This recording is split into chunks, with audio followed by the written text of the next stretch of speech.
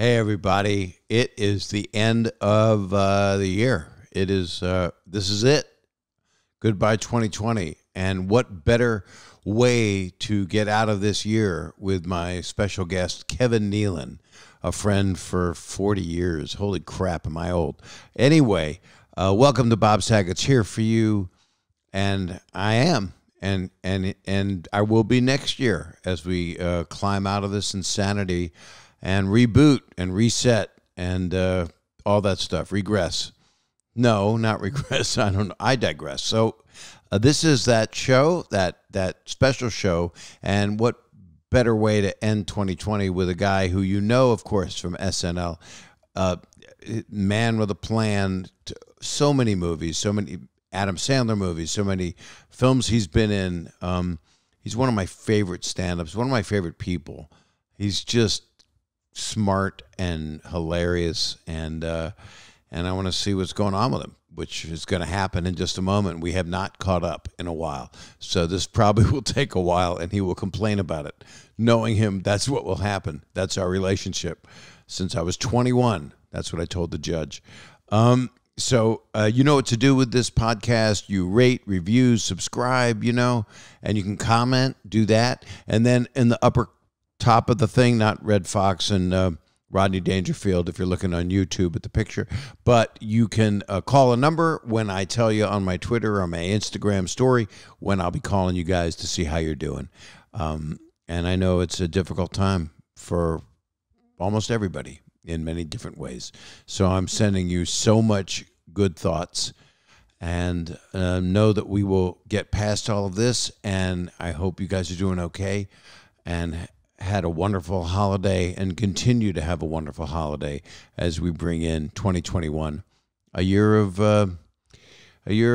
uncertainty and change, and hopefully onward and upward with people, especially you and your loved ones and your businesses and all the people you care about. So, okay, enough of that. I did my Hallmark card thing, but I meant it sincerely. That's why I do this podcast. I've got this sincerity thing that happened. I can't help it. It's what happened to me. Doesn't mean I'm not going to talk about my dick. I'm sorry. I meant my Richard. This is not going to be. This is a PG-13 podcast today. It's Kevin Nealon. So, without any further ado, I've been having trouble getting him into the Zoom. So here we go. Here comes a special podcast. Here he is, Kevin Nealon.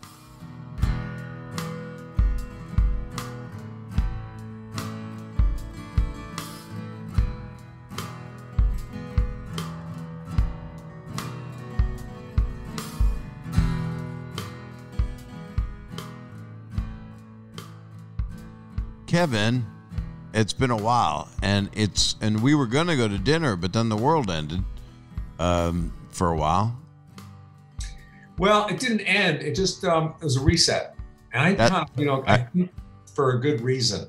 I agree. At the end of this, I'd like to see who made out the best during this whole pandemic.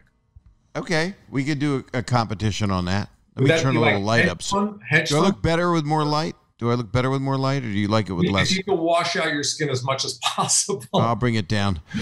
Oh, my grandmother. You look nice and pink. I like it. Yeah, that's... But people listening to this right now on Apple don't know what our background is unless they're watching on YouTube. And if you're doing that, you got a lot of time on your hands to sit there and watch two guys talking in a split screen. Do you think anybody's really watching, though? Yeah, there are people. I know at least 10. So many people have podcasts, and it's kind of become an actor's 8x10 now, Yeah, I didn't do it for that reason, though. But then everybody just went, I'm not working, so I'm going to do a podcast. And yeah, me too. I haven't done a podcast. I did a hiking show, which you were on, by the way. I loved it, and now it's going. Is it Netflix that it's going on? We're doing the show at TBS. That's TBS. That's so cool. That's so great. With Danny Zucker, who was a producer and writer of Modern Family. I love Danny Zucker. I worked with him on a couple of shows. One was Surviving Suburbia, which lasted one season. One season? Mm-hmm. That was Cheryl Hines? No, it was Cynthia Stevens. Oh yeah, I remember her. Cynthia Stevenson. I'm great. I don't remember her. I don't know who she is, but he's a great writer. I never heard of him, and then all of a sudden we hooked up as partners to write this, and everybody says, "Oh, I love Danny. He's great." Yeah, blah blah. You know, he's one of the funniest guys alive. How many funny guys are there alive? 6. 6, and he's one of the 6. I think there's a couple thousand, probably. I mean, you're one of the funniest people I've ever known. I'm underrated. I'm so underrated. That's what this is about.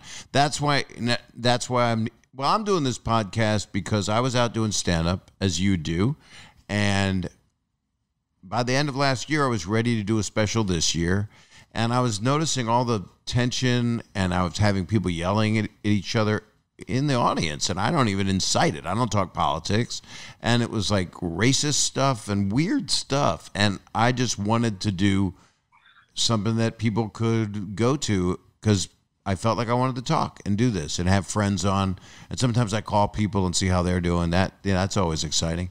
It actually is. I'm just being facetious and pedantic. I just started listening to the Woody Allen book. Yeah, I just said pedantic and facetious, which is yeah.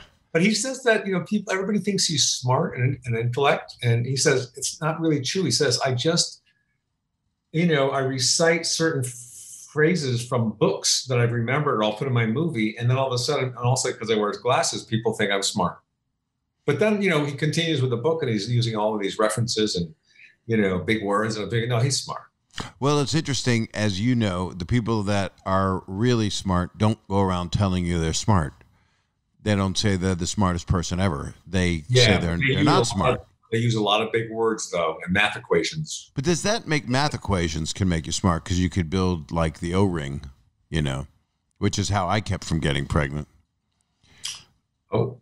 Now, that takes me to about 19 subjects, because first thing, I just love you. This is that reset. No, it's not in a physical way, because we've slept over in a condo together, and I never saw you naked. I didn't try to, and you didn't try to do that to me. I was in the shower. I was never worried the door was going to open. I have 3 options right now, Mr. Slade. Don't hang up. Don't zoom. That's not one of them. But meeting. I could look at your little zoom frame, or I could look at mine and see me. Right. Look at the camera lens. Well, we all know which is the best, right? Well, no, I think just talking to each other, and I'm looking at your face. That's what I'm looking at. And then I'll go to the lens sometimes. I have an idea for an app or some kind of a gadget. And I'm going to say it now because I never follow through on anything. It's going to be retinal. Go ahead. I want to somehow get the lens to be over the person's picture that you're talking to. So it looks like you're talking to them. You could do that if you stacked our images, but it's hard on a Zoom. I've already lost interest in that idea.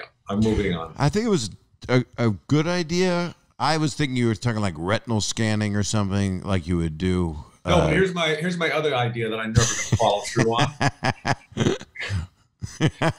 You know how you hate to put your, to pay for the parking meter and put the credit card in and all that? Of course. A chip that goes into the car when they manufacture it that can be programmed by the city. So when you just pull up, they charge you a flat rate.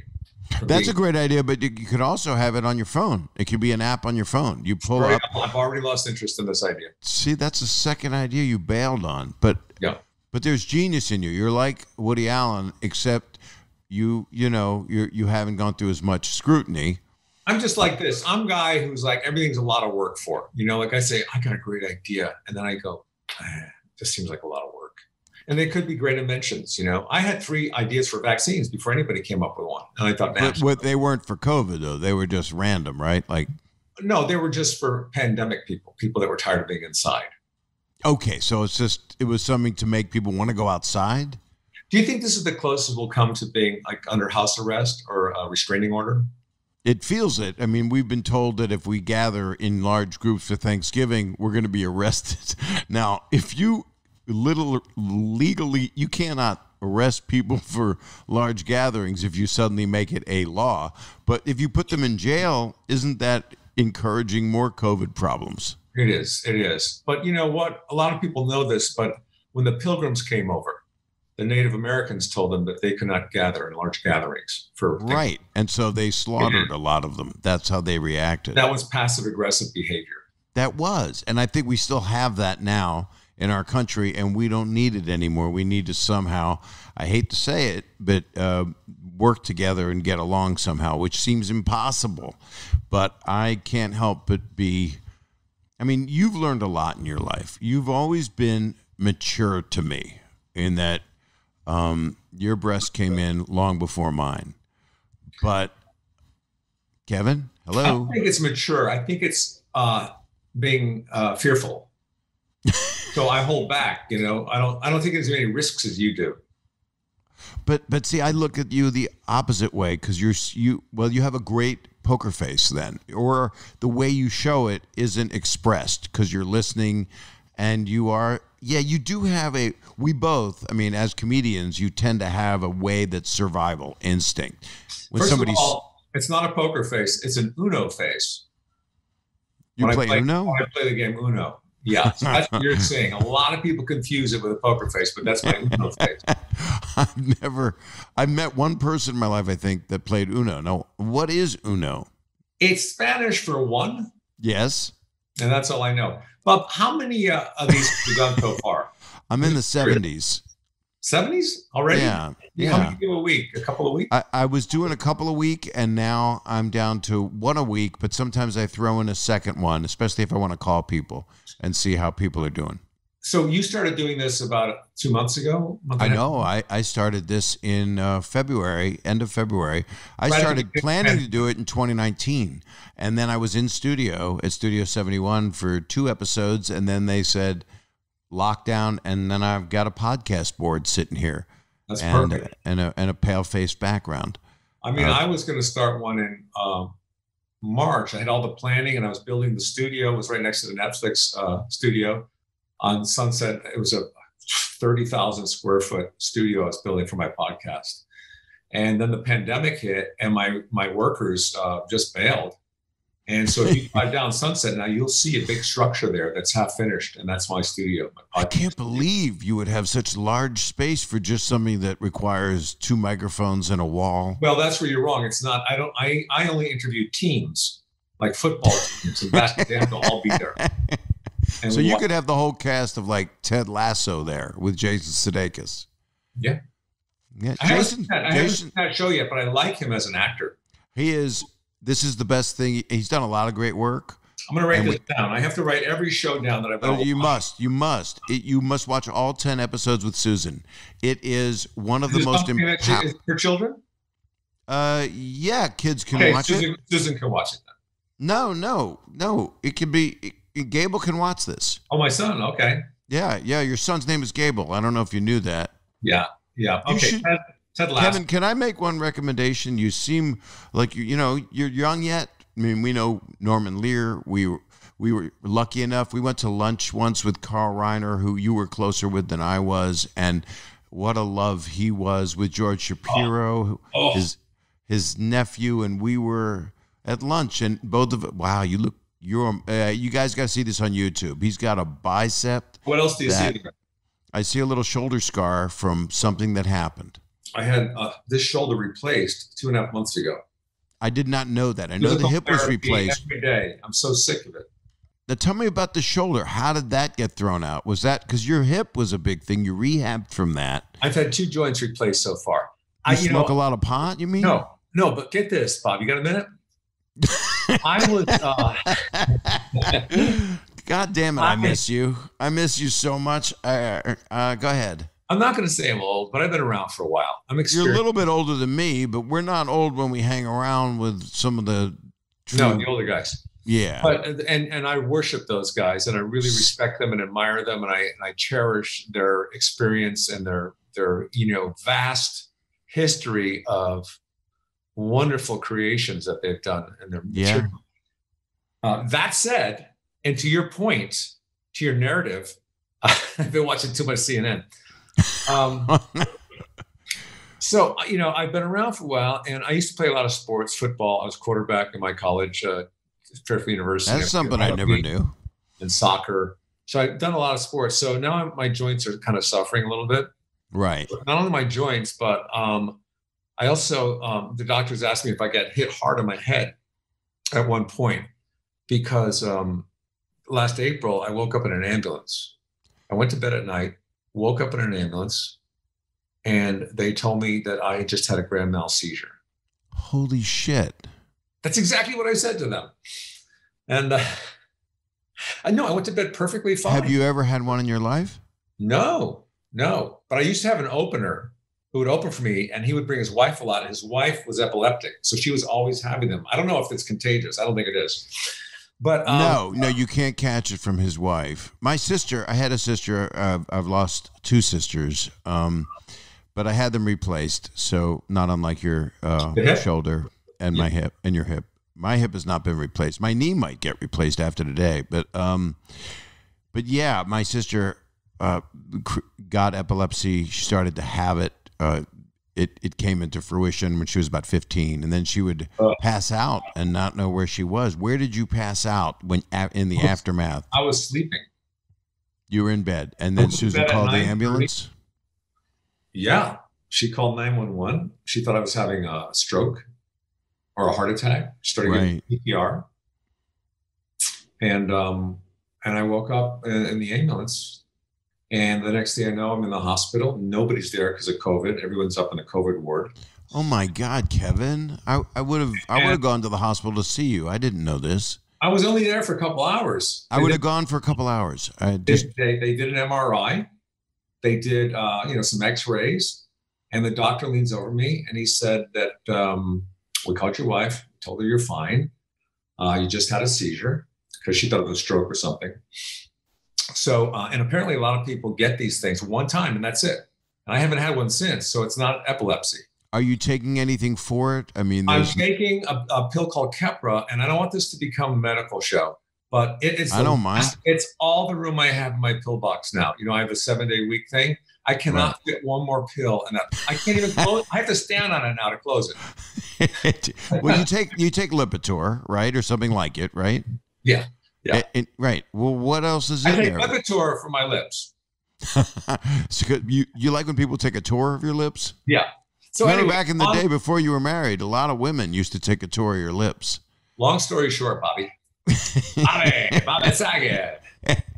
I love that video of you from Dangerfield you posted when he introduced you at Dangerfield. Thanks, Kevin. Great. It took me back. I've been very sentimental. That's what this reset, as you're saying, is about. I think it kind of normally it was fashionable to put a Throwback Thursday clip on, and this isn't about that. It was like, wow, you did it on a Tuesday, I think. I did it on a Thursday. Okay, I did do it on the proper day.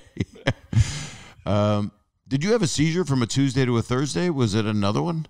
No. So I go to the hospital, and he leans in and says, "We got your MRI back, and you have a brain tumor." Although I don't think he said brain tumor. He said you have a tumor in your just outside of your brain. It's between your skull and your brain. It's called a meningioma, I think it's called. It's less than an inch. He showed me the picture. He said it looks like it's been there for a couple of decades. It's benign. It's calcified. We don't think it's growing. But ironically, or coincidentally, I just had my follow-up MRI this morning to see if it's growing. And? It's huge. No. I haven't got this. You're scaring me. I'm waiting. Hey, Bobby Saget. Oh, Kevin. Get back. Kevin Nealon. I'm waiting to get back a COVID test that I took yesterday after waiting in a long Disneyland line in a car at the VA hospital where you have to swab your mouth. Right. And I'm waiting to get back the MRI and also my SATs, by the way. Did you get 200 points for your name? Yeah. Anyway, by the way, I'm fine. It's not that day. Cut to that part, would you? Because I want to know you're fine. I'm fine. So what happened was, I was worried about my wife and my child because they were home when it happened, and I don't have any recollection of any of that. I just woke up in the ambulance, which, by the way, I think is how you die. You don't even know it. You're just gone, and you're just floating in nothing. And so what happened was, my wife heard me gasp. She goes, "Kevin, you all right?" And I didn't answer. She could hear me, she turned on the lights and she saw me, my eyes were kind of glassy and I was gasping for breath. and she called 911, and they said to put him on the floor. She said, I can't. He's like 230. That's COVID weight. And that's not I lost 2 pounds this morning, but that was just last night's dinner. The nice thing is I could still fit into my sweatpants. I had to pull all the strings out of mine. But anyway, so she calls them. They say, start giving him, because she thought I was having a stroke or a heart attack. Right. Start giving him compressions and CPR. So she goes, I can't get him on the floor. Okay, leave him on the bed. She starts doing it on the bed. This is last April. And she's doing it. And they're on the line still. Okay, keep it going. Keep it going. The paramedics are 7 minutes away. Does anyone there have COVID? No. Okay. And then my son walks into the room. Oh my God. His daddy dying. He was 13. Oh. And and I'm an older dad to begin with, so I don't want him to hear me. Well, he won't hear you. It's just on the podcast. I'm always trying to assure him that I'm in great health, and I'm going to live a long time. And then this happens. And you are going to live a long time. I am. So again, let me remind you. Say hello to my little friend. Yeah. I wear long sleeve, but it's very hard right here. There was a time when you were really working out. I think you were dating at the time, and you were looking to attract women. Yeah, well, I think it was also because I just didn't have anything else to do, so I was just and I have to get back and do it. You were ripped. I didn't think so. I had one of those complexes where I always felt I was fat, and then I watched myself on TV the past couple of years and I went, well, you've accomplished what you dreamed of. And then I just took off a bunch of weight. So it's really? Yeah. Was it a ski jacket? It was the ski. I was wearing that Michelin Man looking ski jacket. When you get weighed at the doctor's office for physical, say, yeah, do you take everything out of your pockets, cell phone, wallet, take your shoes off? I'm fully naked. I can't risk anything. I take my glasses off, my wedding ring. Shave down your body. Oh, there's no body hair left because Manscaped sometimes sponsors my podcast. So if you get free shit, you'll shave. So anyway, cut to the chase now. You've got a thing that's an inch in your head, and it's benign. And does it have to be removed? Is there a medicine that needs? I know someone that has a cyst in their brain, and they actually had a cease and desist in order to get it removed. We'll be right back. But anyway, there is a medicine you can take to shrink it. Is that something? No, but if you put it in the dryer, it'll shrink. Right. You got to stick your head in the dryer for an hour a day. So let me just finish the scenario. So she's doing the CPR. My son comes in. Paramedics finally arrive. They ring the doorbell. My son lets them in. They're all wearing the hazmat outfits, Does anyone right. have COVID? No. They come up, they got the defibrillator, and they realize right away that I'm not having a stroke, or, they realize it's some kind of a seizure. So they tell me to connect with my wife, and she tells me to walk downstairs. That's a bad time to have sex with her. Not connecting that way. Oh. No, just flirt a little bit. I see. So I get up and I walk downstairs. They surround me. I climb on the gurney. I don't remember any of this. And then they take me away. She can't go because of COVID. So, and she picked me up 3 or 4 hours later in front of the hospital. I walked out, it was fine. And I never felt any kind of pain or anything. I just I woke up in the ambulance. They said this happened.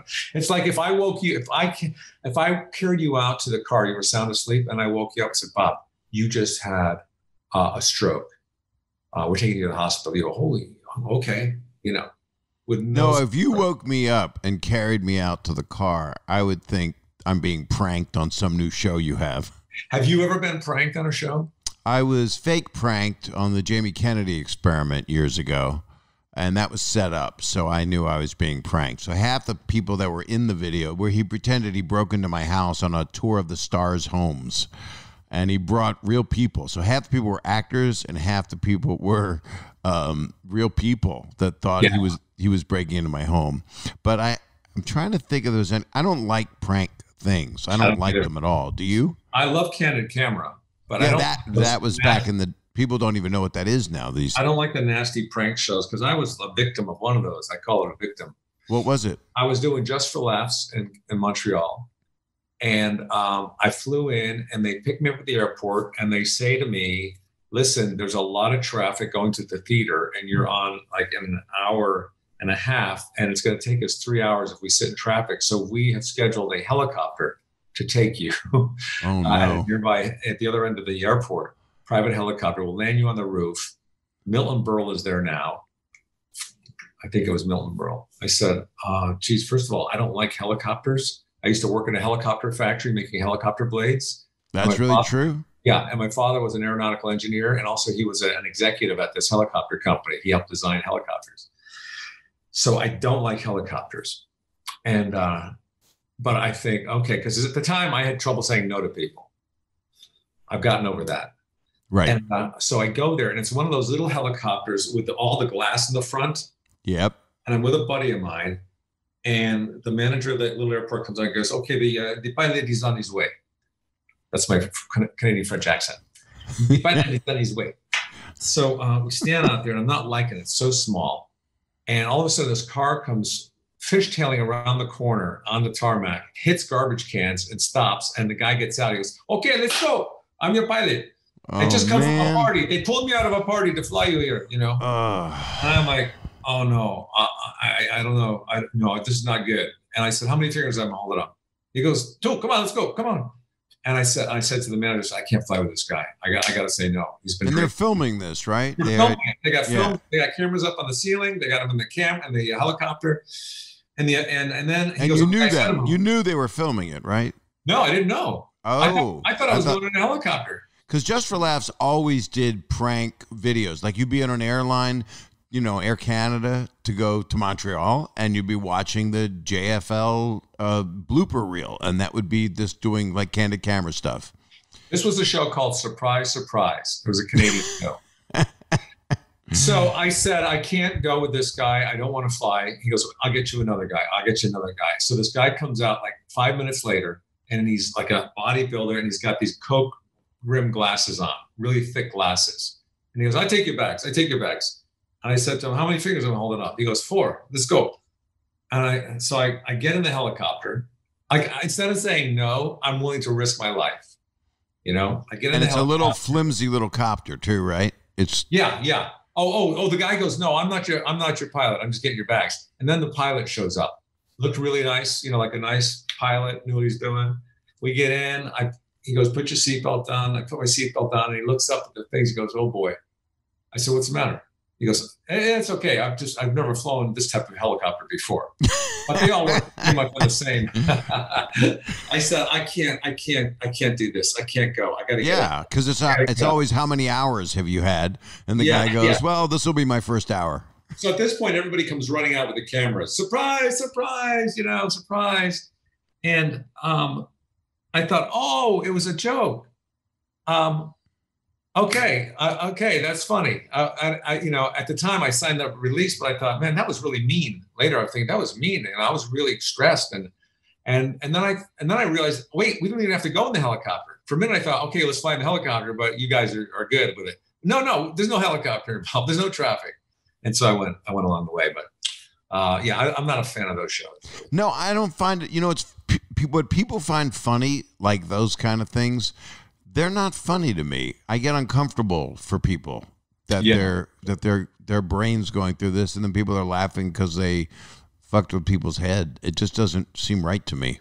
Often I'll be asked, you know, who makes you laugh the most? And invariably, it's always children for me, and especially if you watch the old, Candid Camera show. Yeah, it's the innocence of kids. It makes me laugh so hard. That's even when I did the video show back in the day. That watching kids do stuff that's real, because they're not trained to fake it. They're not trying to set anything up. They're just that's right. You did America's Funniest Home Videos. I did. While you were Hans and Franz, and years of SNL. The thing that I am kind of amused with or kind of confused about is how popular those videos are. My son watches them, and I know a lot of kids do, where the kids ride their bike down the mountain or on a skateboard, and they fall and they land on their balls or whatever. or some of them flip over on their bikes, and they're really slamming the trees. And it's the fun, and the person's still filming them. They're not taking it away. Well, I like when they keep filming if the person gets back up. But like after about 8 years of the show, they would show somebody or a kid just flying into a wall, and then would just take a smash cut into the audience laughing, throwing their head back. So you knew the person did not recover. That person was on a gurney, not unlike yourself. Exactly. My God, you have to stay healthy. So now you have to go for more of a physical, get more checked out. They do suggest the full body scan. Do you know what I'm talking about? Where you lay in a tube and they do. Oh, that looks good. I was in a tube this morning. Is that true? Yeah. Full banging and clanging. So what was the reason for that? You just wanted to double check yourself? The neurologist, after this happened, said he wanted to follow up in about 4 or 5 months, and we'll take another picture just to make sure that it's not growing. And you should do it again in 6 months. You should do it again. Oh, I've been taking selfies all the last 2 or 3 months. That's your invention. You were looking, you were searching at the beginning, but a camera angles, right? Let me show you what I'm working on right now. I've been doing some drawings lately. Oh, okay. Just stop for 1 second. Stop. Yeah. Your art. I had no idea. Well, a few years ago, I knew it because you started to post it. I knew you were painting. You told me you were painting, but I had no idea the level. Your Chris Farley painting, it leveled me, Kevin. It leveled me because you captured him. You did. It's all there. I'm working on this one right now. Thank you, by the way. This one is. Oh, that's amazing. That's Jim Carrey, who, of course, also is an artist and has been painted. That's an amazing thing. And you made his head have a huge amount of bandwidth the way you shaped it. He's got most drawings of him are, the very goofy Jim Carrey, loser, all that stuff. Yeah. But, I found a good reference picture that showed him very kind of stoic and vulnerable. So which he is. He's both. Yeah. As a lot of us are. Do you think you're vulnerable? Because you always come off to me to be a person that can just take care of everything. You know what I do? I believe in preventative medicine. So I avoid things before they actually happen, so I don't have to take care of them. Well, why didn't you take care of this seizure ahead of time? Why don't you call 911 right now? Just to... It's a good thing I'm not a hypochondriac, because I would be going crazy right now. Right. I would think that I had everything in the book, but I've kind of gotten to that point now. This is what I wanted to do. David Letterman. Ho, ho, ho. That's not a painting. No, that's one. I want to do this though. That's a picture I found. Yeah, that's a supreme picture. And when you kept saying Gurney, I kept thinking of Hal Gurney. Yeah, the Gary one. I was thinking about you the other day. Gary Shandling, everybody, if you're not looking at this, but he's painted a beautiful picture of Gary. I was thinking about you the other day because the first time I did the Tonight Show, I save old phone messages. I'm very nostalgic like that. So I have phone messages saved from the 80s. And after I did the Tonight Show, you get a lot of people calling to congratulate you. You and Gary called from LAX. You were coming back from a gig or something, and you're walking together, telling me how funny I was. Yeah. And Gary hadn't had a chance to see it yet, he said. Maybe neither of you did, but you wanted to just congratulate me. No, I had seen it because I don't sleep. So I was wherever I am. I remember seeing it, and I remember being so happy for you. And I was there when Gary did his first Tonight Show, and I was also standing right there when Gary hosted for the first time. Wow. And I was in the wings. I don't know if we ever talked about this. I told Judd about it for the documentary. Did we talk about this? I saw it in the documentary. Did I mention it in there? Was the documentary Free Solo? Or was that the mountain climbing one, the rock climber? No, this is the Zen Diaries of Gary Shandling. Okay. That's different than... You should call 911. But Gary fell into my arms and was crying, and I said, congrats. And he went, I don't know what to do now because this is all I ever wanted to do. So it's like he had climbed Mount Everest in his mind, and yet he had such a lot more to do and did so much more. Yeah. You know, I don't like losing people, especially if you feel incomplete. Or look at Chris Farley. I was his last director in Dirty Work. Were you really? Yeah. So when I sketched this picture, I was looking actually for a picture of him where it was like near the end, because I remember seeing him up at Brillstein Entertainment Partners at a conference table, and he had, I think, a mohawk, and I hadn't seen him for a while, and he just looked so stressed out, and he just didn't look, like this Chris Farley. Yeah, the Tommy boy, Chris Farley. Yeah. And I thought, oh my God, I'm worried about him. He just seemed like sweaty and not healthy. Yeah. And that must have been the period of time when you were directing him. I was directing him no, it wasn't that sweetheart. And he still was a sweetheart, by the way, Kevin. In Dirty Work, we had him and he was playing it really well. I said, think Sam Shepard, and we had him all in green, like handyman type clothes or an exterminator outfit, and he was just bravado Chris Farley, a different Chris Farley in a way. Same funny man, but a little more, I guess, more macho, that he would do as a sketch, but not in his movies, because he was always so lovable and funny and cute. And then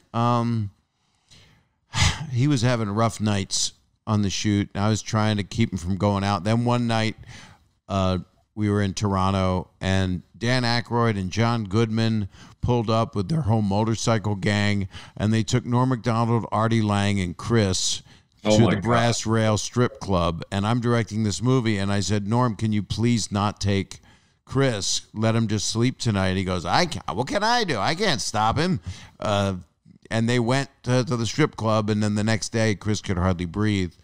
But, I mean, I'm sure he had a fun time in that way. Norm was actually one of the strippers at the club, wasn't he?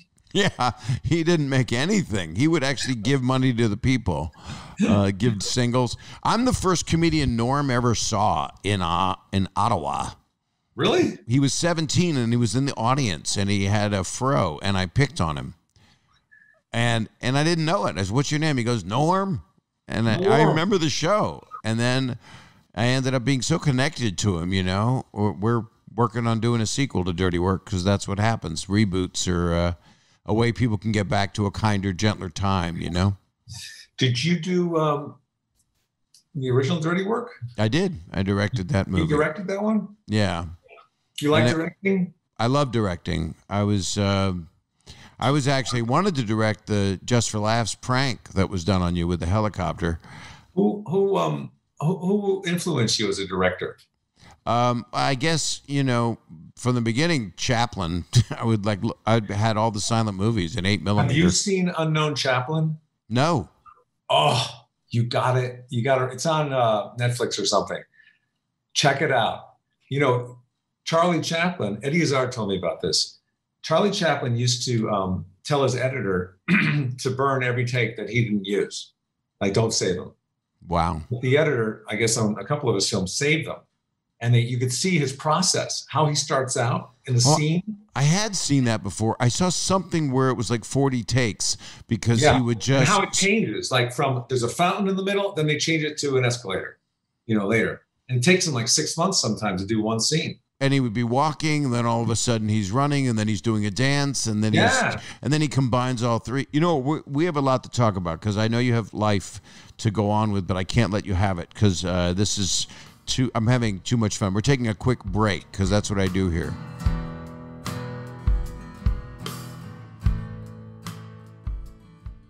I know that some of you are sleeping on some saggy old mattress at night, and you know what? You deserve better than that. So give yourself an upgrade. I always have a saggy mattress because I'm Bob Saget, but there is nothing saggy about the Helix Sleep mattress. I got one for my daughter. She wasn't sleeping well. She was really uncomfortable. She got rid of her old mattress, took the Helix Sleep quiz, and then got the new one delivered. It was so easy and painless for her, and she didn't have to come in contact with anyone. It was just amazing. So let me tell you about this quiz. Helix Sleep has a quiz that takes just 2 minutes to complete and matches your body type and sleep preferences to the perfect mattress for you. Why would you buy a mattress made for somebody else?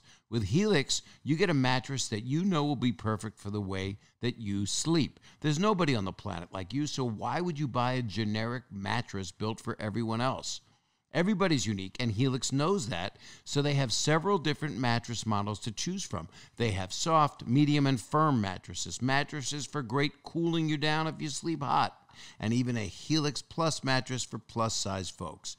I took the Helix quiz with my daughter, and she was matched with the perfect mattress because she wanted something that felt medium, and she told me she slept on her back, on her side sometimes, or sometimes she moves around all night. She's never the same.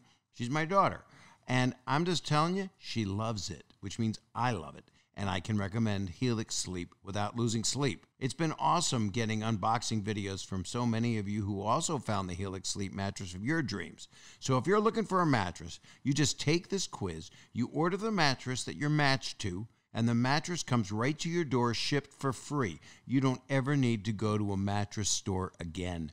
Helix is awesome, but you don't need to take my word for it. Helix was awarded the #1 best overall mattress pick of 2020 by GQ and Wired magazine. Here's how you do it. You just go to helixsleep.com/Bob, take their 2-minute sleep quiz, and they will match you to a customized mattress that will give you the best sleep of your life. And then the next night, it'll even be better. And then the one after that, forget about it. They have a 10-year warranty, and you get to try it out for 100 nights risk-free. And they'll even pick it up for you if you don't love it, but you will. And Helix is offering up to $200 off all mattress orders and 2 free pillows for our listeners at helixsleep.com/Bob.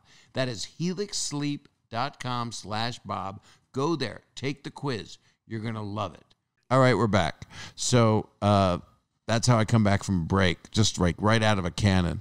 So Charlie Chaplin is an influence of mine, and then all comedians from all time, big influences. Woody Allen. When I was in film school, I went and saw Annie Hall, and I went, oh my God, I can't make movies because I can't make anything better than that. I kind of felt like, don't become a filmmaker, because that's like stand-up comedy. You know, when I first saw Robin Williams, I thought, what am I doing? Yeah, I'm never going to be like that. Why am I, if I can't be that good, why am I even here? It's interesting because were you ever on stage with Robin? Did he ever come up when you were doing stuff? No, I followed him though, and several times. And right. I never got on stage and did anything with him. Well, he would come up sometimes, not a lot, when I was on, and whenever I did my Scleroderma Research Foundation benefits. Yeah, that's big company. Yeah, I got you.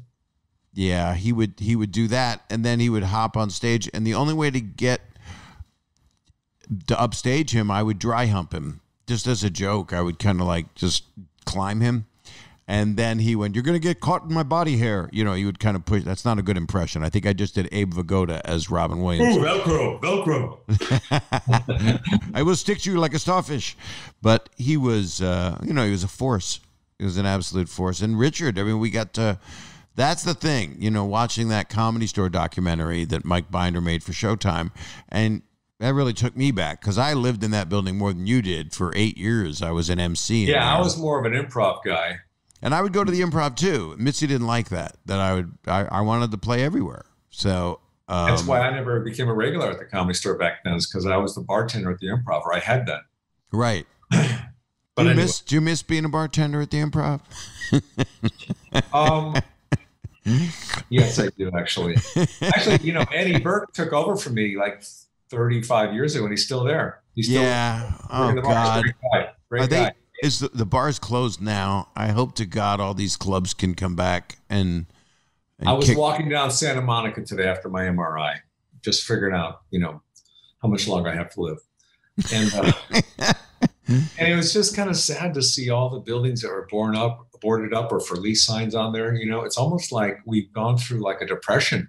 We truly have. We are, and we'll get out of it. But I know that I'm very thrilled that this year is ending. Oh, it's over. Yeah. It's because it's just a really important moment in history. I like it when somebody posted during daylight savings. They said, "Oh, great! Just what we need to save another hour of 2020." I know. It felt like that too.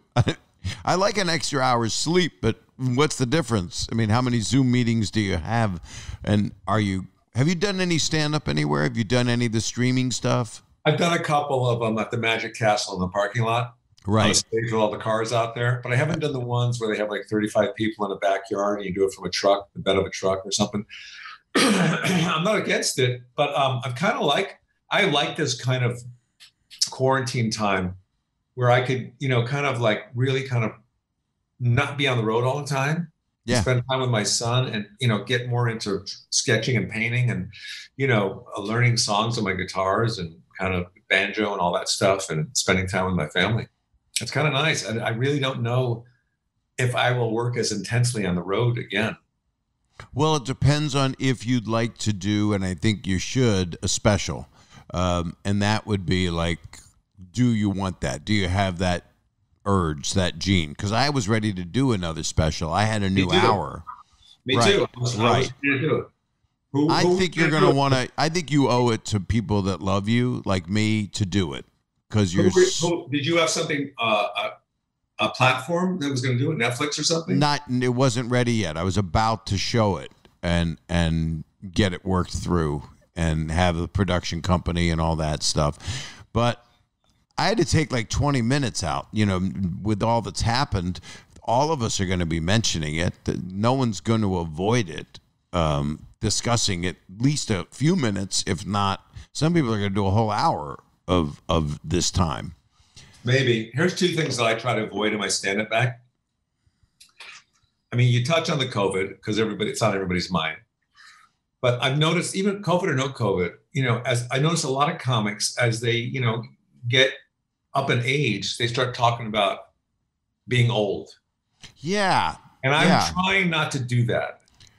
I don't do that. I don't. Better angle. Well, it's good to talk about your parents. If you're going to do family stuff, but I hear George Carlin never did that, No, George was angry to the end, but so prolific, he was a bit of a prophet. I mean, I've been watching stuff. I don't know if you go through and look at clips that people are posting that you can see all the time readily, but he's saying exactly what we're going through right now. I have trouble watching stand-ups on their specials. Yeah. But I'm forcing myself to try to watch some during the, quarantine. Mm-hmm. Because, as I want to do my own special, I want it to be different because there's zillions of stand-up specials out there. And I don't want to do another one if it's just going to fall through the cracks, and I want it to be different. And, I thought Sandler's was really interesting, Yeah, it was really good. It was different, it wasn't just coming out on stage or, so I've been watching different ones, watching as a director, you appreciate this, watching the different camera moves and the lighting, the behind shot, mm-hmm. and the material is a whole different thing, but I always liked the way Chappelle created this intimate kind of a setting, where he'd come out on that little catwalk, or he'd be on a stool around, in the center, theater in the round almost. So, I've been watching a lot of that. Maybe we can confab before we do our next special and try to create something that's different. And then one of us do it. Otherwise, it won't be different. Yeah, you should do it because I'll just do the old shit everybody else is doing. Now, I actually I have the same exact sentiments about it. My next special has to count in a different way because I'm in a different place than I've ever been in. I'm not coming out to do shock value anything. I'm not like, oh, I'm the filthiest comedian. And I'm not. I'm not. It's just I'll up somebody if they challenge me in a bar area behind a stage. But otherwise, I just do what I find funny. And sometimes my new hour that I was working on was like the cleanest hour I've had since I began. So it just is more stories, I think. It's, I've just changed a lot. And I've got new music that I've written, which is also more... I feel funnier and unique to what I do. You were asking influences. Martin Mull was a big influence because he wrote so many good comedy songs and he was so funny. And he was a musician at heart, but obviously Steve Martin, who I know is a friend of yours, is another giant influence. I mean, he must have been directing wise. Oh, directing wise. I'm sorry. You said Woody Allen. Woody Allen. Well, it would be so many people. It would be Fellini and Kurosawa. Do you like Wes Anderson? Say again? Do you like Wes Anderson? Yeah, very much. I like his camera moves. Yeah, he does. He knows. No one knows a wide shot better in an indie movie. Coen Brothers. The Farley brothers. As far as comedies go, for sure, and Zucker brothers. How about the Smith brothers for cough drops? I think they're the best. I think they suck a little bit. But if you got a bad cough, you should call 911 if you get a cough, because it sounds like, you eat enough protein, right? Because some people say if you're too vegan. I eat too much protein. You do? Yeah. You like a steak? Are you doing your taxes right now? You're looking down. Are you doing? No, I'm finishing my will. I didn't make Jim Carrey. I noticed Jim Carrey's forehead wasn't really wide enough, so I just made a note to myself. I see. Because if you don't make a note, you don't. Do you make notes on your iPhone using the Note app? Buddy, I have so many notes. When I have to write stuff down. Like here's all my. Here's all my notes. Like, I know you've got this too, but movies to watch, comedy material, to-do list, hiking, caricature subjects, Yeah, my comedy material is hundreds of pages just on what I'm trying to somehow work if I had a stage. I did Dave Chappelle's summer camp in Ohio. Why? Why did you do that? Because he asked me, and it was wonderful. And it was, COVID safe, but they ended up closing it just to be safe. And I think it's going to start up again. And I will be honored to go back and do that. Everybody's socially distanced. Everybody has a COVID test every day. And it just felt so damn good to get up in front of people, even though their mouths are covered. So you can't see their faces enjoying it. And you're outdoors, so you don't really hear. I did a drive-in. When this is on right now, I did a drive-in at the Irvine Spectrum Center. I heard that's pretty good. Yeah, I heard it's good too. So that's why I did it. I opened up for. I introduced Brad Paisley at the Nissan Stadium in Nashville. That's so cool. March, I think it was. Right. And it was like 600 cars. And they were parked like in a checkerboard fashion, and people got out in the little quads in between the cars with masks on and lounge chairs. And it was the first time I did an outdoor event, and it was still light out. And you can't hear all the people in the back. All you can hear is the first kind of like quads in front of you. Right. And then after a while, I was only on for like 10 minutes, after a while, I thought, I think maybe the mic is out. Because people weren't laughing, they weren't paying attention. Yeah. But it was really kind of surreal to do that. It's surreal, and that's why I just did one of those. But Colin Quinn just did a special that's on HBO Max where they did it right in Brooklyn, right in front of the city skyline behind them, across the Hudson. I've heard of Colin Quinn, but I've never heard of Brooklyn. Oh, well, I'm not even sure if that's the Hudson. Is Brooklyn separated by the Hudson from New York City, or is that on the other side? It's separated by the East River. No, the Hudson. No, not the Hudson. No. The Hudson's on the Riverside side. Yeah, that separates New Jersey. I'm so stupid. It's the East River, I think. I'm known for being stupid, and my listeners agree. Do you think that you're really not the sharpest tool in the shed? No, AWL is the sharpest tool in the shed. I feel that way sometimes. I feel like I'm compared to a lot of people. Right. I'm not that knowledgeable about it. I know a lot of stuff, but not a lot about it, Same. But sometimes I'll find something specific and then I'll just barrel on it because I knew about that or I spent more time reading about it. So I know my mind could do it, but I've got so much going on, I'm always doing stuff. And I know you are. You're always going to the hospital. You got to get checked up 4 times a day. Are you okay being alone? Well, my wife's in the other room. Look at me. Are you okay being alone? It's terrible. Get me out of this. I don't know what you're going to, I mean, but your wife is lovely. We did a TV show together once.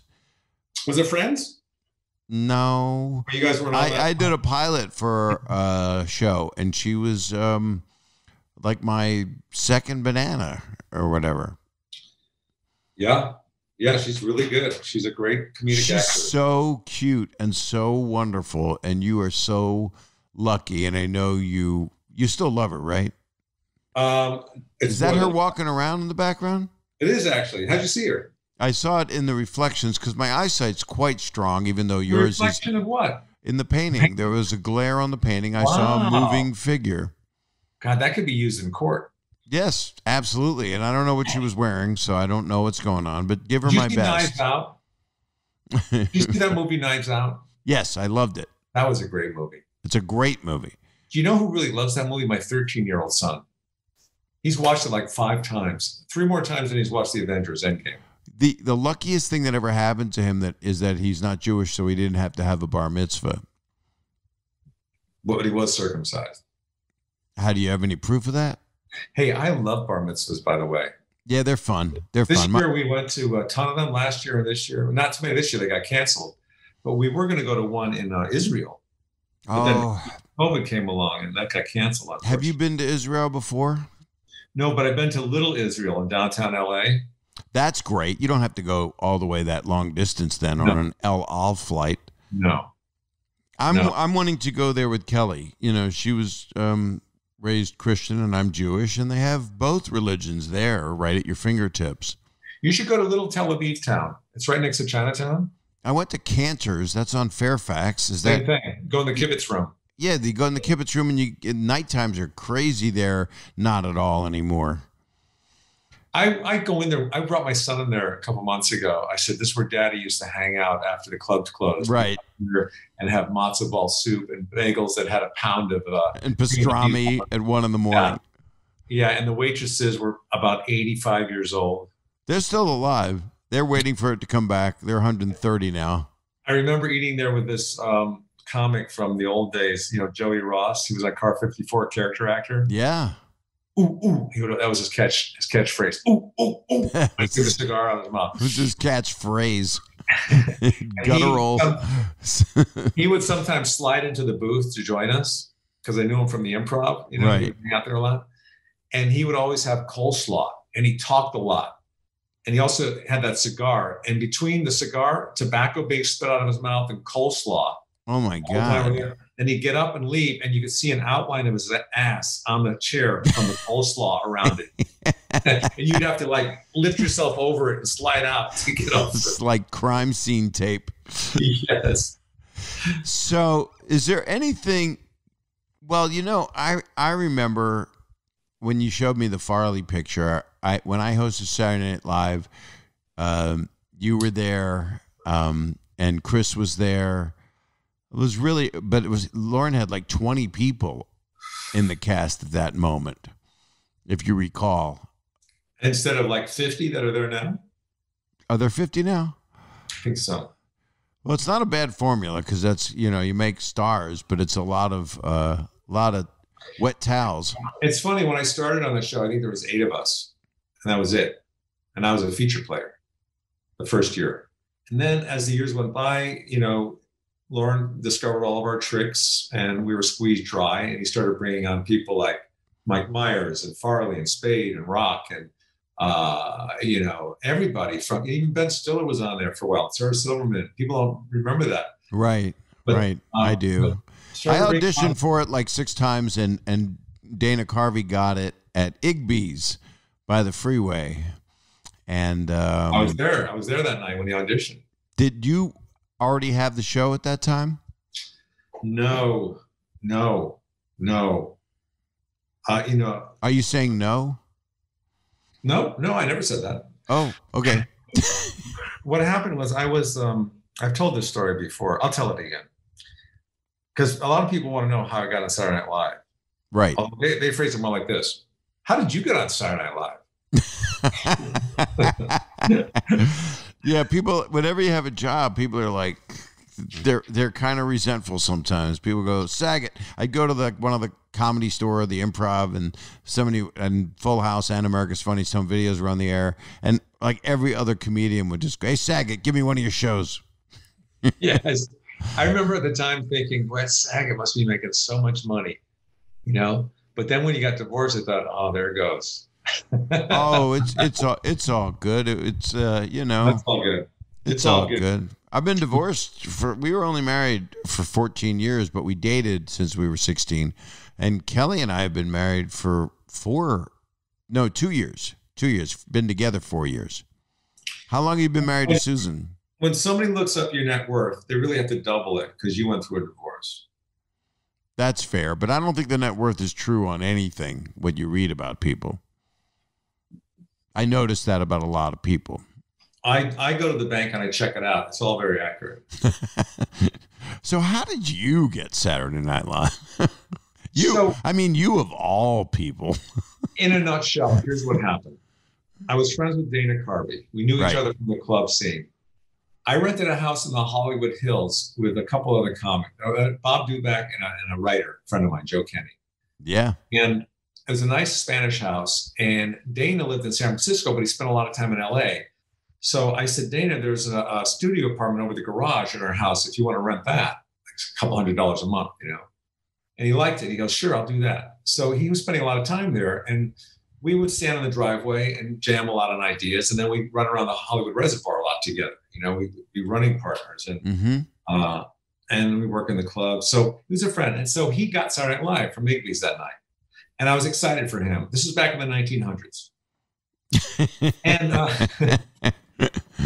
And I was so excited. I started reading Backstage Live, you know, the original one with John Belushi and all that. Right. And then my girlfriend at the time, Jan Hooks, was up for the show. So I couldn't believe that I was going to know two people that were on SNL. And I was so excited to have those bragging rights, you know. And so Dana goes off to New York that summer to get ready for that upcoming season. And I get a call like 2 weeks later. He goes, Kev, I'm at Lorne Michaels' house. And Emma Gansett, guess who's I'm in the back bedroom. Guess who's in the kitchen? Dan Aykroyd and John Belushi. I said, you're kidding me. He goes, no. Anyway, Lorne's looking for one more cast member. I told him about you. And I think he's going to want to see your audition tapes. I said, Dan Aykroyd and John Belushi are in the kitchen? I wasn't even hearing the other stuff. Right. Because I knew I'd never get on that show. Because, you know, I don't do impressions or characters or, you know, accents. I'm just a stand-up. But you did. Really, I mean, you did a solid Joe Biden, you know? I was the first Joe Biden on there. Yep. But yeah, I didn't do all that accents. I was just a stand-up, a really, really good stand-up. Yes. But anyway, I send in my tapes and I forget about it. And 2 weeks later, I get another call from Dana. Kev, I'm back at Lorne Michaels' house and Emma Gansett in the back bedroom. Guess who's in the kitchen? Steve Martin. I said, you're kidding me. He goes, no. Anyway, Lorne liked your tapes. I think they're going to fly you in for an audition. I said, Steve Martin's in the kitchen. I wasn't even hearing him. This is how you got it. It's not putting all the weight into it, and then you're not sweaty. Yeah, I mean, for me, it was a free trip to New York. That's all I saw it as. Everybody else on the plane, they were like from the groundlings. They were nervous. They were pacing, and they all deserved it. You mean the whole plane was full of auditions for SNL? You're talking 150. The pilot came out of the cockpit. Hey, you guys think this is funny for my audition? So I get there, and I go up to 30 Rock. I go up to Studio 8H. And as soon as I walked in there, I got really sleepy because I used to fall asleep watching that show. And it was an association thing. You know? You're Pavlovian. So I do my little audition for, I remember it was Lorne and Dennis Miller and Nora Dunn and John Lovitz and Dana and A. Whitney Brown. They were all sitting at the end of the bleachers. And at the time, I just did it on the floor. I did some of the characters Dana and I used to do in the driveway, you know, nothing that was really that magical. And I did some of my stand-up from the Tonight shows and stuff. So I fly home and then I forget about it. And 2 weeks later, I find myself sitting in a high-rise across from Lorne Michaels in Beverly Hills, and he's offering me a job in SNL. And I said, thank you very much, Mr. Michaels. Let me think about it over the weekend.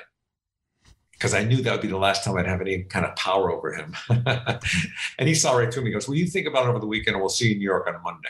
Yeah, exactly. Like you're going to say no. So the next thing I know, I'm at Lorne Michaels' house in Emma Gansett, and Dana calls me and he goes, Kev, guess what? I'm in the back bedroom at Lorne's house. Guess who's in the kitchen? I said, I'm in the kitchen now, tough guy. I'm in the kitchen. Basically, though, Bob, because I showed up, you know, I knew I was not the best person for that show, but I showed up. I go, well, I have the opportunity. Why not throw my hat in the ring? But look at what you did. You did years of the news so perfectly. You did so many characters. I mean, Hans and Franz became gigantic culturally. I used to watch Joe Piscopo on there, and I thought he was just a stand-up. And he kind of adapted to that show, and he started creating characters. That's what I would do if I was on a show. You live in New York, and you're always around all these characters, so you just keep your eyes open and your ears, and you'll pick up a lot of stuff. Yeah. And then let me ask you about something that you always did with me, because people that are listening don't know probably that we went to Anchorage together to work a strip club called PJ's. And I've talked about it in my stand-up before and mentioned you, and audiences applaud your name. Is that true? Yes. And I did it on a special and mentioned you, I believe. Does not surprise me. No, I need any applause I can get. And mentioning funny comedians is the way I get applause. Well, what happened was Jay Leno told you, right? Yep. Said, they pay cash. Everybody's doing it. Jerry did it. Come on, go over there. It's PJ's. And we were there with another comedian who... We never went to Anchorage before. I've never been to Alaska. Nope. And we went together. Early 80s, right? Early 80s? Oh, yeah. I mean, it might be 1980. I mean, it's like right there. I'd only been doing it for a couple of years in L.A., and we were there with another comedian. We won't say who, Daily Pike. And we... That's a great name. It is, right? It's what's the fish of the day. And and then we worked with strippers, and we had an alternative to sleep in the trailers with the strippers or stay at the comedy condo. And you and I decided to stay at the comedy condo. Yeah. And it was a trailer. It was basically, I think it was a trailer in the guy's backyard the first time. And there was nothing in this wide body. It was more like, it wasn't like a trailer you camp in. It was just like an office trailer. And he put 2 beds in there. And there was no TV, nothing to do. And we amused ourselves every night. We put ourselves to sleep by laughing so hard. We'd see who come up with the longest, dirtiest sentence. Yes, with non sequitur and verbs or nouns or verbs, Everything. Adjectives, and it was offensive and hilarious. And that was like back in the early 80s, and that's so like almost 40 years ago. And to this day, whenever you email me, you'll put one at the bottom. You do it too, but we've kept some things out because I just cut and paste yours because you don't know the difference. It always has. Do you remember the name of any of those strippers in that club? I know there was a like a Lizzie or a Stacy. There was always someone like that. I remember one name of one stripper because she was a bodybuilder. And another comic friend of ours went up there sometime after us, and he ended up sleeping with her and said it was like sleeping with a guy. Well, maybe it was her name was Pillow. No way. That was her striptease dancing name. Wow. She would have sold great merch. But I remember in our non sequitur words, nipple was always brought up as a verb. Yeah. I want to nipple your something. But then you came on to non sequitur man anyway. What does he do? The guy that drops in. It's Mr. Subliminal. Mr. Subliminal. So he would say what he's really thinking to someone without. It came from subliminal advertising, where you insert images. I used to study advertising. I have a BS degree in marketing, so I studied advertising in college.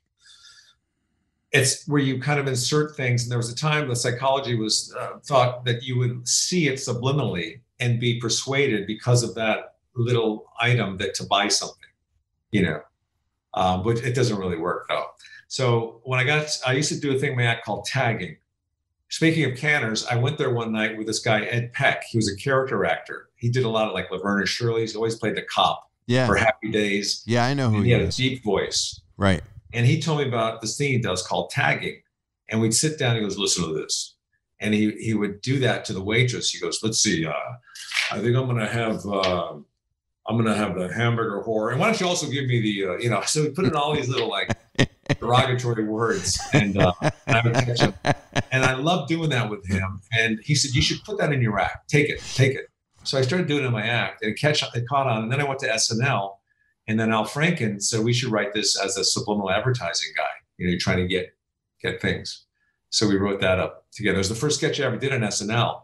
And it was, being on that show was very intimidating at first because, it was such a legendary show to be on and an exclusive club. And here I was about to do my first sketch, and it's two conversations really going on at once. It's a very complicated thing to do all this. It's not as easy to just get it off the cards. You really have to know. You can't get it off the cards. You got to know it.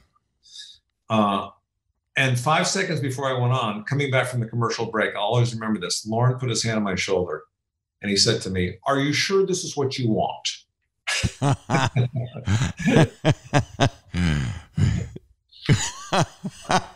Action. He does know. He is smart as hell. Damn. He really is. I've always liked him. Always. Yeah, I have too. I've some people will go through that show and they'll not get along with him, or they'll feel slighted by him, and we all have our little quirks and our things that annoy people, and he's no different. But I think he's a great guy, and he's he knows what he's doing, and he knows how to hire the right people. He may not be a good comedy scout, but he has people that work for him that find people, and then ultimately it's up to him, once they're narrowed down. And there's a lot of great people. Like I said, I went in with a bunch of groundlings and Second City TV. All those people would have been great on the show. Right. And I was a stand-up. But he was thinking more along the terms of chemistry that we had with each other. Because the year before, they had great actors on there like Robert Downey Jr. and Anthony Michael Hall, all those people. And the show almost got canceled. Well, those guys were a little out of their minds at that time. They were going through some stuff. Yeah. And there wasn't that synergy, I think, with the writers and the cast. So when we came on, he had this chemistry. I mean, I had known Dana. We were friends. I was dating Jan Hooks. The chemistry doesn't get any better than that. And Dennis liked us, and John Lovitz was, excited. And then, Phil Hartman was this guy that I never heard of, but he was big in the groundlings circuit. And you say his name and it just hurts. It just hurts. You can't even say his name without going, why? But I remember we were doing the opening titles. We were filming those. Mm-hmm. And we're sitting around waiting and stuff. And we hadn't met Phil yet. But, John knew him and was good friends with him. And I guess Jan Hooks had known him. And they were talking about Phil and how he was the older guy. He was 37, I think. And we thought, wow, he's really old. He was so charming. Holy shit. Whenever I would see him, he'd come up and go, "Hello, Bob." He'd have this cute little, your favorite uncle or your favorite buddy. His office was next to mine on the 17th floor of 30 Rock. And he was meticulous. I would go in there and his office everything was in place. And it seemed like every month or every couple of weeks, he had a different passion. He was such a Renaissance man. Like one day I go in there and he'd have a guitar set up on a stand, and he was into blues, learning how to play the blues now. And then the next week, it'll be all about airplanes. He's getting his pilot's license. And then the next week it's about boats. He's got a boat. He's going to take it out to Catalina. And, he was very, very much alive in many respects. So he was a big influence on you, I would think, at that time. He was titled the glue of SNL. He kept the whole show together, even though he didn't have a lot of breakout characters. He did a lot of great stuff, like Unfrozen Caveman Lawyer and Mace, the hardened criminal guy, and Frankenstein. I mean, a lot of stuff, but he didn't really have like a church lady, or a Hans and Franz, you know what I mean? Right. But he was that guy that you always wanted to be in a sketch with, or him in your sketch. Yeah. Whenever I wrote a sketch, I tried to get him in there. And musical stuff. He would do just a serious song, the Christmas, I forgot what song it was. I believe it was him and Jan were singing it, if I'm correct. Yeah. I mean, also you talk about artwork. He was a illustrator. He did a lot of album covers for the bands back in the 70s, like Crosby, Stills and Nash, and various other bands. He would do the album. You see a famous America, the band America. Yeah, he did that one. He is. He needs to be celebrated more. And in not ways like the true Hollywood story way, like I was part of his star dedication on the Hollywood Walk of Fame. That was kind of gratifying to see that he was getting that recognition. Yeah. Do you have a star on the Walk of Fame? No. You want one? Well, I have they have those color forms, the ones that you can just stick on. Yeah. I'm fine with that. I just go there. Do you want to share a star, you and me? I would love sharing a star. So I think they're $10,000. I thought it was $5, so it went up. But I think you're trying to make money off of me going in on a star. You were looking at an off street of like on Vine. I want mine in Hollywood. That's $10,000. Well, it depends. You can get one on Melrose, but it's not the same. I want the least amount of piss I can have on my star. So, well, the $10,000 goes toward maintenance. I didn't realize that. But I was thinking about paying my housekeeper an extra $500 a year to go down there once in a while and just kind of dust it off. That's wrong on every level. They're right. But we're going to take one more break real quick.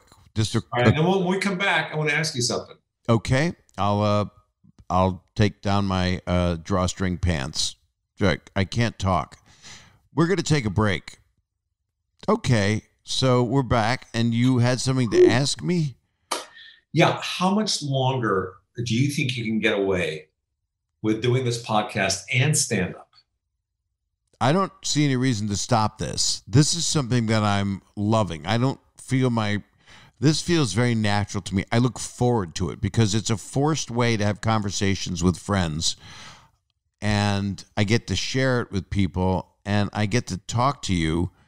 And then I have just a warm feeling, and it makes me feel great. And then people hear. I wish I felt the same way. I know you don't. I know you never really liked me as much as I liked you, but that's what keeps me alive. Can I remind you of something?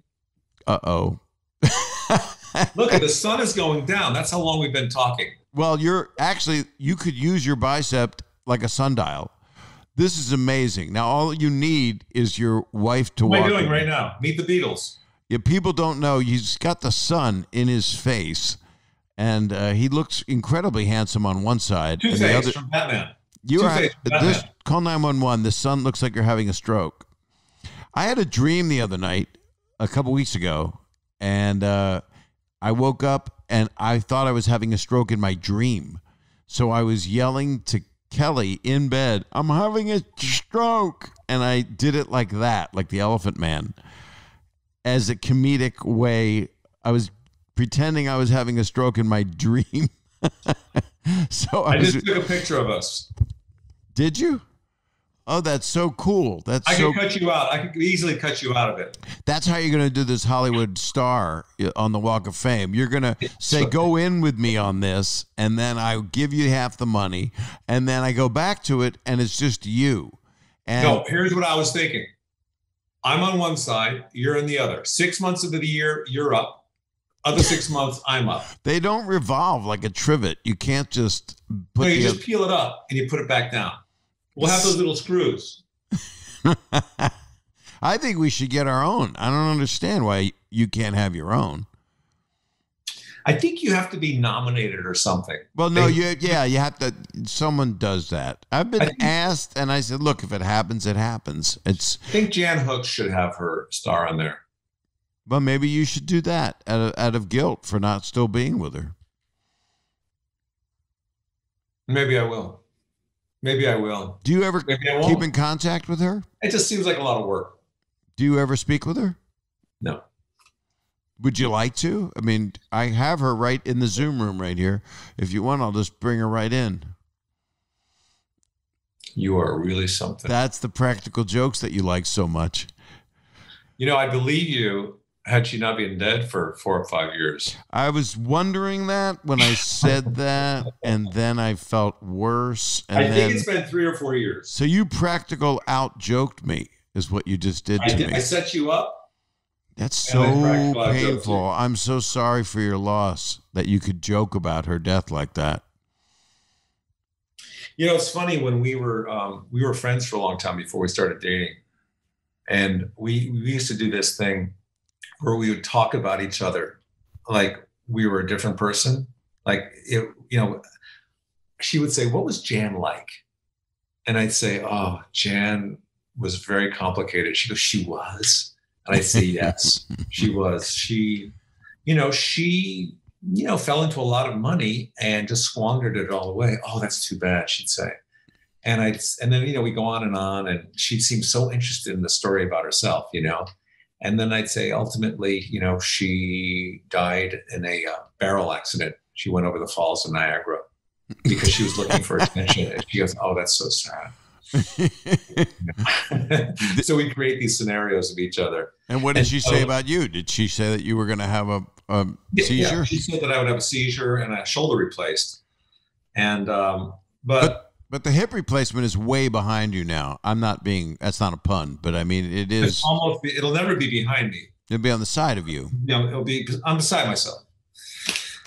But sometimes I imagine talking to Jan now, even though she's moved on, she's passed on, and I tell the story about her and as what really happened. And I picture her reacting. Really? She moved up to Woodstock after the trade towers were bombed and she became reclusive with her dog. Yeah. Wow. And then how did she die? Well, it's kind of sad. I talked to her maybe once or twice a year. And the last time I talked to her, her voice was almost laryngitis. She told me she had throat cancer. Really? Yes. And then a couple weeks later, I got a phone message. Her name came up and I excitedly answered it. And it was her brother telling me she passed away the night before. Oh, God. Really? Oh, that's a sad story. But you know what I mean? I picture telling her the actual story. Yeah, exactly. Did happen this time. Well, that's the supreme thing to be able to joke about, and some people can't handle it, but death is the thing that so many people fear. It explains most people's fears of everything. And to be able to be humorous about it, that's what I got out of my family, because we had to survive after all the horrible stuff that happened. Not to change the subject, because you're really bringing this podcast down. Yeah, I really did. And it looks like the sun is burning a hole in your eye. As I look at the light hitting my face, it reminds me of what I heard about Joan Crawford. I was watching a couple of these film noir movies, and Joan Crawford had in her contract that her neck had to be not lit. It had to be in a shadow. Right.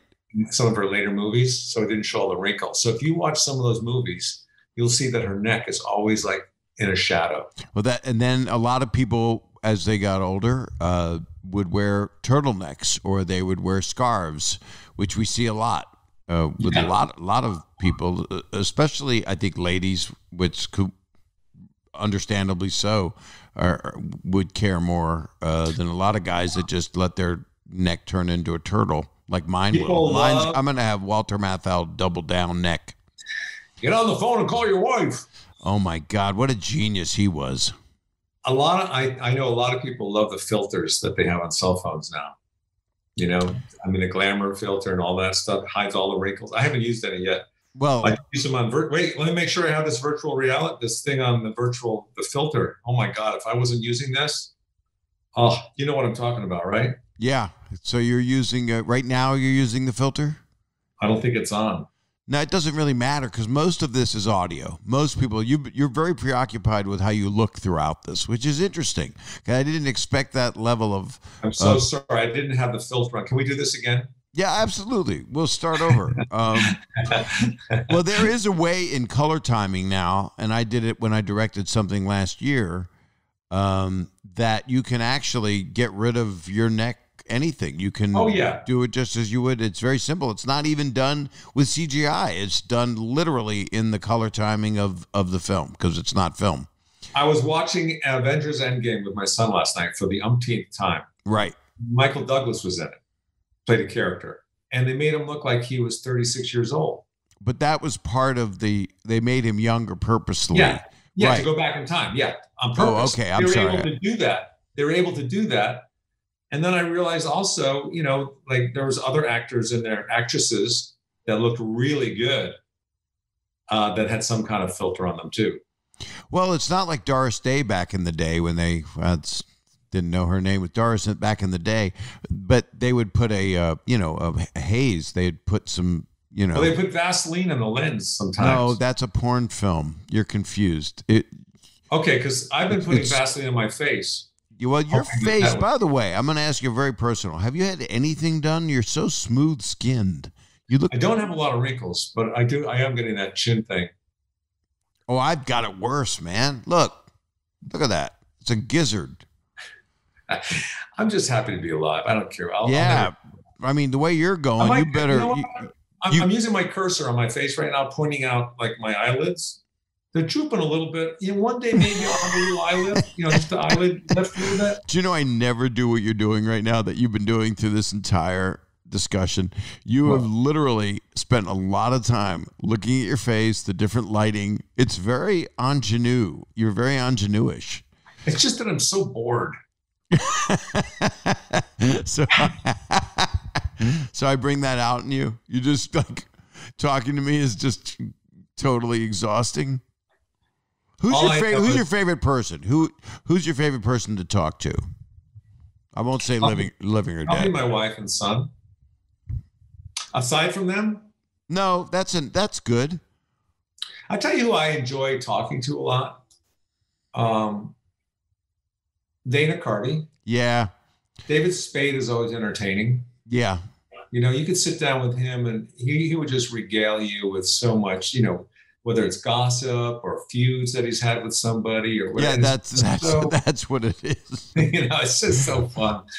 I just did Dennis. You and I think you and I enjoy my conversation with you because we have so much history. I also find you so incredibly special in the good way. In what way, Bobby? You know, you need help with your pants. You know, you need help walked around, make sure you don't fall or have a seizure. No, I just think that you have such a wonderful, I hate to say manner, but there's something that reminds me of everyone that I've ever liked that has an even keel about them. You have a very special charm about you that's genuine. It's not an act of any kind. There's no act about you. You have no act, Kevin. It's a desperate need to be liked. So I try hard to be liked. I have that too, but it's obvious that I have it. Yours is just kind of like, you know, it's your Uno face. What makes you happy? I had 9 filthy answers, but I will say the honest truth is, especially during this whole year, I would say spending time with my wife. Okay, aside from that. Spending time with other people's wives. I really want to swing with you guys, but I don't want to see your face during it. You know what I look forward to sometimes? After a day of like running some errands or going for a long hike. You know, I hike every day. It's so great. I like the idea of coming home, having dinner, and just taking like an hour or two to sit down and binge watch some series. Like right now I'm watching The Queen's Gambit. And I just look forward to... Is that about Elton John? No. Freddie Mercury. Okay. No, it's about a chess player. I want to watch that, don't I? Because people have been telling me to watch it. I liked a show called Normal People too. That was right. I didn't watch that. I watched The Crown, but it's all dentistry. It's all it's about. It's just about a film. My wife watched The Crown, but she only fast forwarded to the parts of Lady Di and Charles. Yeah, which I don't. You know, that's a lot of celebrity, and that's a little more melodramatic, romance novel kind of stuff, you know. But I guess it's worthwhile. I've been this Ted Lasso show with Jason Sudeikis. That's my next one. It's Apple TV. It's 10 episodes. Jason's been on here. He is so special. What he's bringing to it is something that we need more of. It will speak to you because you kind of have the same philosophy, which is to make people feel better, to not dwell on the negative. Because I'll get morose sometimes, you know, when I see a guy that's being burnt by the sun just in his face. Yeah. But he's so inspiring. He's such a cheerleader for goodness, and everything's it's like the producers where he's meant to fail. that's how they set it up. If for him to fail is success for them, if that makes sense. I didn't want to spoiler alert too much of it, but it's just, I just adore the damn thing. And you know what other show was really good that I really enjoyed, and it's been a while since I've seen it, is Bill Hader's show, Barry. Yeah, it's really interesting. I really love that show. Well, Bill Hader is he's just amazing. He's a hater. He's never heard that before, you know. And I'm in Saget. Try that last name. That ain't one you want. Nealon is great. That just sounds like you went to church, you prayed, and then you went home. Bobby, I'm looking at the sun setting right now, and light is so important to me. It's so important to me. I went to Copenhagen once, or a couple times, and the light up there made me so happy.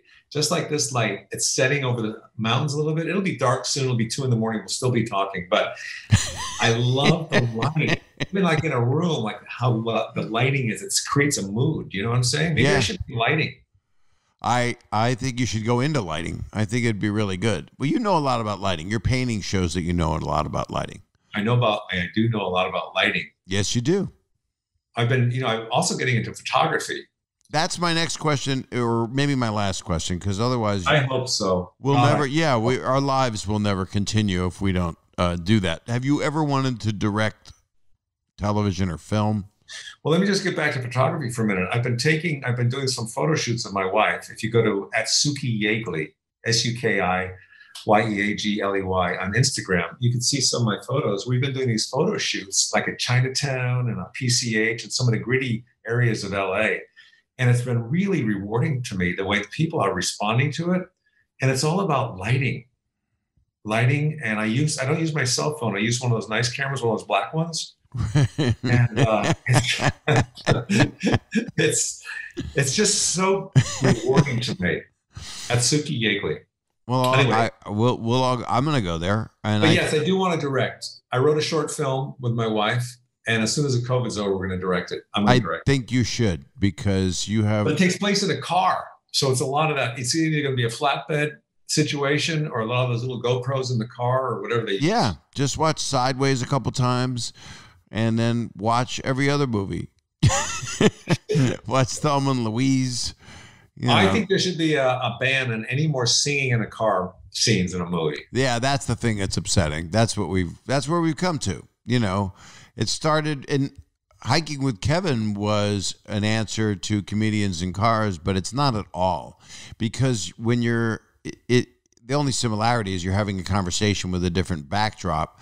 But it's different when you're on a hike, when you're climbing to the top of somewhere, you're enriching yourself. You're taking the person with you to a height that. Well, the similarity is it's not in a studio. Yes. But I also think it's more of a goal-oriented type thing also. And it's not a big like discovery of doing a show outside or not in a studio. It's been done for years and years and years. So, but I just enjoy like hiking, and I notice that people are a lot more forthcoming when they're outside and there's no studio audience. Yeah. And there's not a lot of cameras everywhere. It's just me holding a selfie stick. They think this is never possibly in the air. I'll talk about anything. Right. Will you take me again? Can I do it again? I don't think that's going to happen, Bobby. If you want me to be honest with you, Kevin, I really need this. Can you please take me on a hike? You know what? We're doing a TV show now with TBS. So I know that's what I'm saying. That's why I want to go again, because it's a much bigger venue. I mean, now it would I'm just glad, even though I did all those hikes, I did like 87 of them because I enjoyed doing it. I enjoyed editing and shooting it and doing the drone and all that. Right. I really loved doing it. But I also knew that in the end, there would be a payoff, because I don't get paid to do that. No. And my wife kind of applauds me. She goes, all that hard work you put into it is now paying off. Well, that's how a lot of stuff is organically getting made now anyway. Things start as something like that. That's how it's happening, especially now in the age of what we're coming out of, that not a lot of shows are back in production. Man with a Plan is not coming back. Did they finish? Yeah. The plan has been achieved, and it's over. I love showbiz so much. Turns out there was no plan. Well, Kevin, I'm going to let you go to your beautiful family. I know you're going to walk. Bobby, let me leave you with this. That bicep is uncontrollable. Do you have just one? Does the other arm not work? I haven't seen This the bicep. This one is totally malfunctioning. There's nothing going on here. It's just a flaccid. It's just a rod with some laundry hanging on it. I don't care, Kevin. I just love you. I just think, Bobby, I want you to go shower up now and get that Kevin Nealon off of you and enjoy your evening. I got a whole smear of Kevin Nealon. Have a good night. Say hi to your wife. She'll know what I mean. Okay. And tell your son I want to hang out with him. You know, take him on a special trip. I got to get an eye lift. Don't get your face done. You look great. I'll talk to you soon. And I never do that. That's a character you should have done on SNL. You got to set the Wayback Machine. You got to somehow bring on the guy that just talks like this and cry. I can't tell you how much I love you. But you're my favorite person. I'm going to miss you, Kevin. I'm going to kill you the first chance I get. Nipple my eyelids. Bobby, seriously, I got to go, man. I know you love the silliness, but I got things to do. Okay. I got to wrap up this pandemic. You take care of yourself, and I'll talk to you. And we'll see each other when we can. Well, I don't know what to tell you. That's Kevin Nealon. God, that was worth not being able to get him on here. How do you not love Kevin Nealon? He's so genuinely wonderful. Well, this is another episode, and we're coming into the new year, everybody. So I'm wishing you the happiest new year, the happiest. Here we go into 2021. Kevin Nealon was a great way to send off 2020 and not even talk about stuff. I'm the one that goes all morose, and he's the one that always goes positive and somehow cheery over the most upsetting stuff. So we don't want him going to any more hospitals. We need him around for another 70 or 80 years. So he's just a caterpillar in a jar. Anyway, Kevin Nealon, you'll be watching Hiking with Heaven. I was going to say Hiking with Heaven, and that would have been bad. So it's a good thing I didn't mention that. Hiking with Kevin. Apologies to every group out there, the Anti-Defamation League. It'll be on TBS, not the Anti-Defamation League, but Hiking with Kevin. And I really need to censor myself, but why? Well, then I wouldn't be in trouble. Anyway, I love the man. I hope you enjoyed this podcast.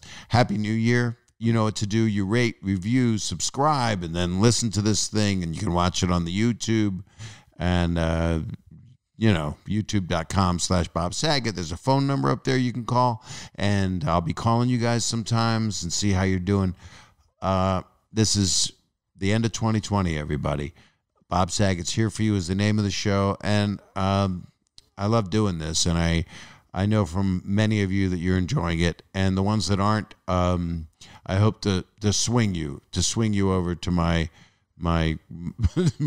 dark side in 2021. All the best, lots of love to all of you, and Happy New Year.